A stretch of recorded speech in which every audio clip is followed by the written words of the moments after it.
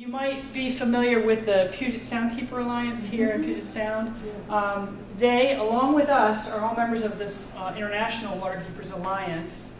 It is a network. I think they started on the Hudson River, but now they have over 300 advocates all over the globe. There's a bunch in China, there's some in India, some in Africa, a lot in Latin America, and we are the first one in the Middle East.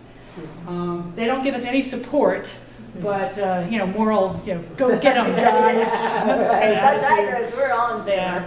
And the kind of work that Nabil is doing is a lot of it is outreach.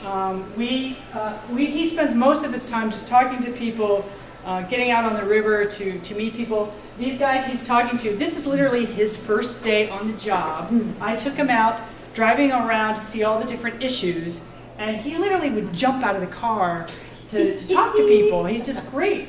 And he stopped down to talk to these guys who were sitting by the side of the river, and they have business there. They wash cars. Oh dear. So the cars drive into the river, and they pay these guys, you know, a couple of dinars to clean their cars.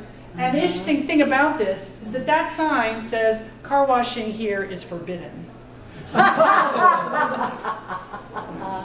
No enforcement. Well, see, the government is He also spends a fair amount of time documenting the identifying and checking on the conditions of various toxic waste sites. This is a very old site. I'm not really even sure what the toxin is here. This petroleum base, but there was a fire here, and this is right on the edge of the river. It's touching it. Yeah. Exactly. Yeah, he was pretty bold. For a couple of years we were doing a project called River Watch, and it ended in 2013. I was the last person who was involved in doing it. We were basically trying to kickstart citizen science. And that's the other thing about Iraq is data is never shared with anybody. It's kept very closely under wraps. And as I said, because of all these years of conflict, there's virtually been no field work in the country since the 1970s. So there's so much to be found, so much to be learned, and we were trying to do it in a way that involved local people, community groups. We got the government to come out with us and do sampling. We got school kids to do it. We got media out there with us to collect water quality samples. And we also made our data public. If you go to our website today, our data is there. So that's a project we'd actually like to get going again. We also have a lot of volunteer help, and we do a lot of outreach, talking to the public. Every year in Kurdistan, there's a big celebration called Nowruz. It's the Kurdish New Year. Essentially, the entire cities completely vacate. Everybody goes to nature to picnic, and they leave all their garbage there. So we spend a lot of time doing cleanups and advocacy and talking to people about this issue of like cleaning up after ourselves.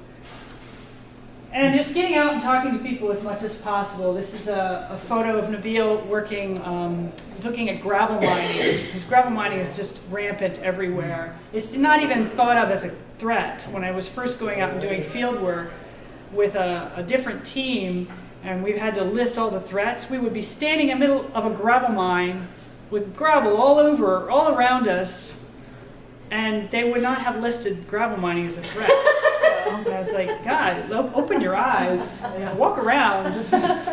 It's so ubiquitous. So we were actually starting to, and the funny thing is, like, when we started talking to people about it, they're like, people are complaining about it. They know it's bad. They need to be empowered to actually say, oh yeah, there are other people saying this is bad. I mean, we should get together and stop this behavior. I'm going to just end briefly with just saying that some of the issues, some of the projects we've had and we want to be doing, education is paramount. And this past year, Nabil had a small grant to make a series of very short films on various topics, and he's been showing them all through the different communities that he works in. He actually did one film about a dam that's going in, and he showed the film in the village that's to be flooded out by the dam, and had all the villagers come and have a great big discussion about what was going on with this dam. And we've also done major expeditions. This is an expedition of the Choman Rwanda's River in northern Kurdistan.